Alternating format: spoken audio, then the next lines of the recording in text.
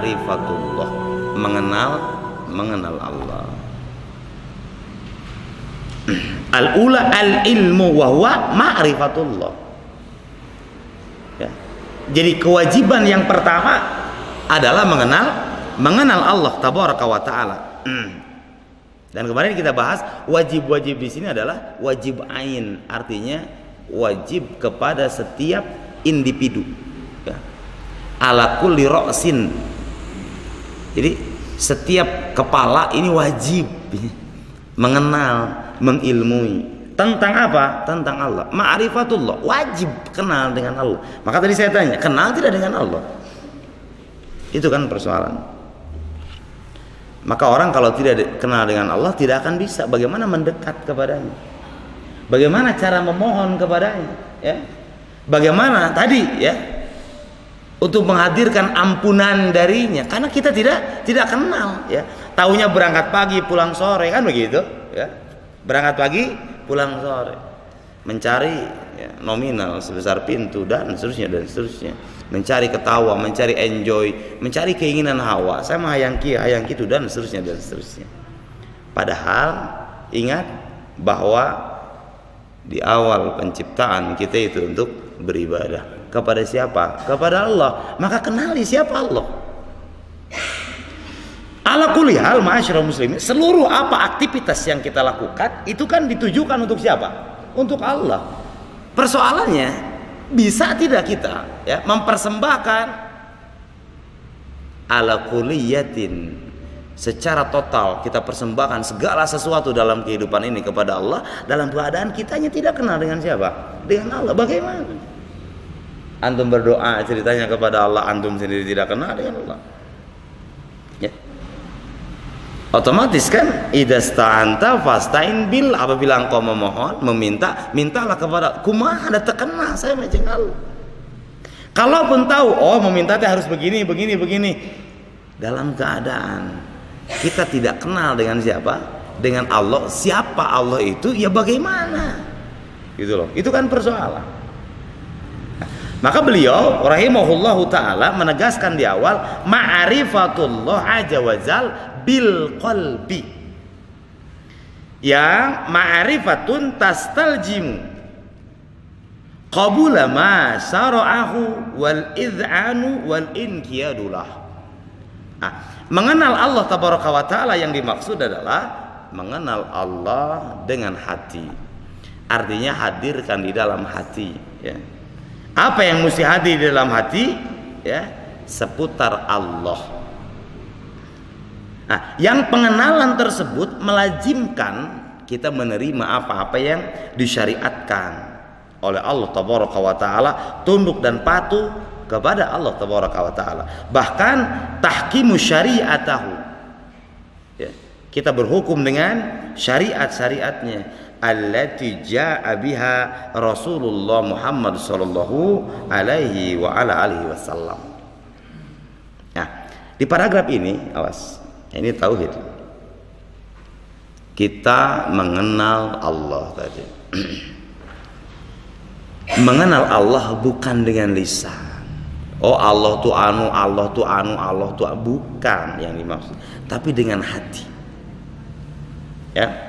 Masukkan di dalam hati tentang apa? Tentang Allah. Nanti ke depan siapa Allah. Nah, yang kalau seandainya sudah tersimpan di dalam hati, bentuk, ya, kita mengenal Allah otomatis, ini otomatis bahasanya akan menerima, ya, ini konsekuensi dari mengenal Allah, akan menerima syariat-syariat Allah tabaraka wa taala yang dibawa oleh siapa?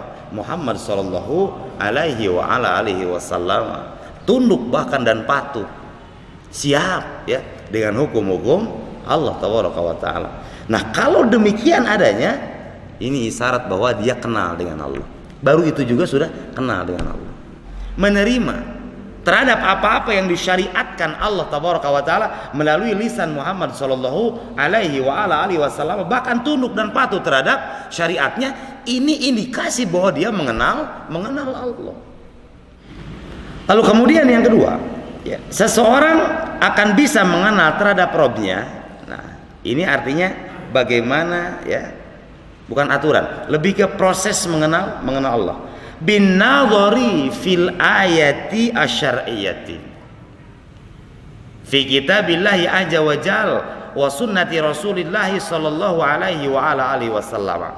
Yang pertama kita mengenal Allah tabaraka wa taala dengan ayat-ayat yang sifatnya qauliyah, ya. Artinya yang termaktub di dalam Al-Quran, yang dicatat melalui khabar Rasulullah Muhammad sallallahu alaihi wa ala alihi wasallam tentang Allah tabaraka wa taala. Kita tahu ma'asyiral muslimin, ya. Awas. Al-ilmu bi asma'ihi wa sifatihil ula. Kita mengenal nama-nama Allah, ya. Bi asma'ihil husna wa sifatihil ula, mengenal nama-nama Allah yang indah dan sifat-sifat Allah yang mulia. Wa annallaha huwa mawjudun, dan kita tahu bahwa Allah itu ada, ya. Awas, Allah itu ada. Nah, yang selanjutnya pun juga wa annahu, awas, fauqa arsy. Kita pun juga tahu bahwa Allah itu bersemayam di atas arsy. Pun juga al ilmu bi annallaha huwa rabb. Pun juga kita tahu bahwa Allah itu Rabb dan kita, ya, bukan Rabb.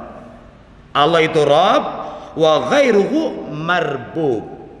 Selain Allah berarti yang diurus. Allah itu Rabb, yang mentarbiyah, yang mengurus.